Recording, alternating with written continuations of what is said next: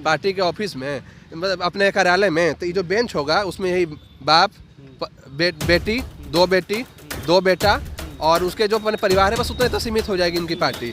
बताइए क्या कहते हैं ये लोग कि हम यादव के पार्टी हैं। MY समीकरण चल MY यादव के पार्टी हैं बोलते हैं, तो क्यों किसी गरीब यादव को टिकट नहीं देते हैं आप? लालू यादव और RJD जो राष्ट्रीय जाहिल दल है, उसने ये साबित कर दिया कि वो एक परिवार की पार्टी है। एक ऐसी पार्टी है RJD जिसका कभी राष्ट्रीय अध्यक्ष बदलता ही नहीं है। हम लोग के पार्टी में जो गरीब गुरबा का पार्टी है, सच्चाई में, असलियत में भारतीय जनता पार्टी है। कि मुख्यमंत्री बनेगा तो लालू यादव बनेंगे, अगर लालू यादव जेल जाएंगे तो राबड़ी देवी बनेगी, पत्नी बनेगी। अब पत्नी जब रिटायर होने वाली उम्र में आएंगे तो बेटा बनेगा और एक बेटा मंत्री बनेगा। मतलब एक सरकार में आप देखिएगा कि दो बेटा है, दोनों बेटा मंत्री। अब कहें लोकसभा चुनाव में लालू यादव की एक और बेटी मैदान में उतरने वाली है। सूत्रों से खबर आ रही है कि रोहिणी आचार्य भी इस बार लोकसभा के चुनाव में अपना किस्मत आजमाने वाली है। इसी मुद्दे पर हमारे साथ बात करने के लिए बीजेपी के युवा नेता ऋषांक शर्मा हैं। उनसे पूछते हैं उनका क्या कुछ कहना है।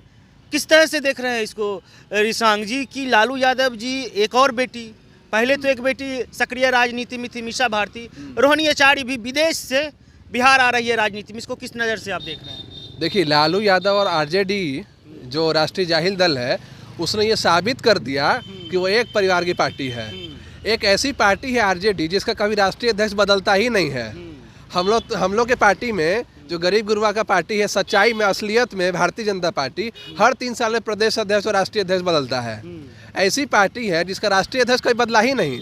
मुख्यमंत्री एक ही परिवार से बनता है कि मुख्यमंत्री बनेगा तो लालू यादव बनेंगे, अगर लालू यादव जेल जाएंगे तो राबड़ी देवी बनेगी, पत्नी बनेगी। अब पत्नी जब रिटायर होने वाली उम्र में आएंगे तो बेटा बनेगा और एक बेटा मंत्री बनेगा। मतलब एक सरकार में आप देखिएगा कि दो बेटा है, दोनों बेटा मंत्री। अब कहना क्या चाह रहे हैं, खुलकर बोलिए। कहना यही चाहते हैं कि एक परिवार की पार्टी है और ये एक परिवार में ही सीमित है और बिहार की जनता 2024 और 25 के चुनाव में इसको सीमित कर भी देगी एक ही पार्टी तक। कि जब ये बेंच ला के बैठेंगे ना पार्टी के ऑफिस में, मतलब अपने कार्यालय में, तो ये जो बेंच होगा उसमें यही बाप, बेटी, दो बेटा और उसके जो अपने परिवार है, बस उतने तक सीमित हो जाएगी इनकी पार्टी। बताइए क्या कहते हैं ये लोग कि हम यादव के पार्टी हैं। MY समीकरण चल MY यादव के पार्टी हैं बोलते हैं, तो क्यों किसी गरीब यादव को टिकट नहीं देते हैं आप? बताइए। आपके लिए यादव मतलब आपकी बेटी और आपका बेटा। जब सरकार में आते हैं तो अपने बेटा को उप मुख्यमंत्री बनाते हैं, क्यों किसी गरीब यादव को बेटा को नहीं बनाते हैं उप मुख्यमंत्री? बताइए। रोहिणी आचार्य से क्या दिक्कत है अगर वह चुनाव लड़ना चाह रही है? नहीं, चुनाव लड़ना चाहती है तो लड़े। हर आदमी स्वतंत्र है चुनाव लड़ने के लिए, चुनाव लड़े। देखिए, जनता का तो मूड आप जान ही रहे क्या है नहीं है। हमारा एक ही संदेश देना है लोगों को कि एक परिवार की पार्टी है और ये जब सरकार में आएगी तो सिर्फ परिवार का विकास करेगी, आपका विकास नहीं करेगी। तो ये हमें फैसला करना होगा कि मेरा मतदान जो हम करेंगे वो गलत हाथों में और गलत परिवार को न जाए। मुसलमान के तो चहेता बनते हैं, RJD जो राष्ट्रीय जाहिल है तो ये तो चहेता बनते हैं, तो क्यों मुसलमान को उप मुख्यमंत्री नहीं बनाते? और सुनिए, अभी जब भारतीय जनता पार्टी की सरकार जब वापस आई है बिहार में, तो नेता विपक्ष भी तो इनके परिवार का बना है विधानसभा में, और विधान परिषद में भी इनका ही नेता विपक्ष बना है। विधान परिषद में राबड़ी देवी जी हैं और विधानसभा में तेजस्वी यादव जी हैं। कैसा मतलब एक पार्टी, मतलब ये क्या मतलब है? देश तो पूछता है कि भाई ये क्या हो रहा है यहाँ पे, कि जब सरकार में आएंगे तो भी एक परिवार, विपक्ष में आएंगे एक ही परिवार। तो मतलब बिहार की जनता। रोहिणी आचार्य के मामले में एक वायरल हो रहा है सम्राट चौधरी जी का। सम्राट चौधरी जो कि आपके अध्यक्ष हैं बीजेपी के, उनके बयान को लोग रोस्ट कर रहे हैं कि इस तरह का बयान सम्राट चौधरी को नहीं देना चाहिए था। किस तरह से आप देख रहे हैं उनके बयान को? देखिए, क्योंकि सम्राट चौधरी ने बोला है कि ऐसा बाप जिन्होंने किडनी लिया है तब अपनी बेटी को टिकट दिया है, क्या लग रहा है कि ऐसा बात बोलना चाहिए? देखिए, सम्राट जी का भाव समझिए, उनका कहने का क्या मतलब था। आप इस बयान से समर्थन करते हैं या नहीं, हम ये पूछ कह रहा हूँ ना कि उनका जो भाव है उसको समझिए। वो क्या कहना चाहते हैं कि परिवार में जितने बेटी है, जितने बेटा है, सब राजनीति में रहेंगे और एक गरीब यादव का बेटा गाँव में भैंस चराएगा और आपका परिवार बिहार में सत्ता में रहेगा।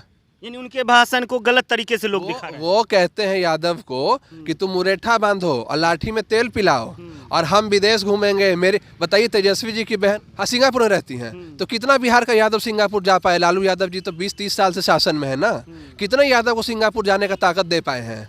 खाली यादव को ठगना कि तुम मुरेठा बांधो और अपने एडिडास को टोपी पहनेंगे, तो ऐसे नहीं चलने वाला है। ये जो छल है, इस छल से बिहार आगे नहीं बढ़ेगा और यादव और मुस्लिम जिनको ये ठग के राजनीति की है बीते 30 साल में, और दोनों को सत्ता कभी नहीं दी अपने परिवार के सिवा, वो इनको जवाब देना काम करेगा दोनों चुनाव में। क्या लग रहा है इस बार लोकसभा चुनाव के 40 के 40 सीटें आप लोग जीत रहे हैं? मैंने कहा ना कि जनता क्या कहती है कि भाई एक परिवार, 1990 में भी वही परिवार, आप 2000 लोग में तो वही अभी तक परिवार। कैंडिडेट भी फाइनल नहीं कर सके हैं, और लालू जी देख लीजिए बांट रहे हैं सबको पर्ची की, किसको कहां से खड़ा करना है, लालू- और आप हाँ। लोग अभी तक फैसला नहीं कर पाए। क्या दिक्कत है? लालू यादव भी चुन चुन के अपराधी लोग को पकड़ रहे हैं ना, कि वहाँ कौन अपराध करता था, अच्छा तुम करते हो, आओ आपकी और पार्टी में टिकट लो। अपराधी नहीं है, हमारे बीजेपी में कौन सा जो मंत्री परिषद हुआ जेडीयू है? में अपराधी नहीं है। मैं कह रहा हूँ ना, मैं बीजेपी का हूँ, मैं अपना जवाब दूंगा। आप बताइए बीजेपी का कौन सा सांसद और कौन सा भी मंत्री परिषद बैठा है, एक बताइए मंत्री जो अपराधी हो, एक व्यक्ति हो अपराधी बताइए आप। और आरजेडी में ऐसा कौन व्यक्ति जो अपराधी नहीं है, ये भी बताइए आप। एक व्यक्ति की पार्टी, एक परिवार की पार्टी यादवों को अब ज्यादा दिन तो नहीं ठग पाएगी।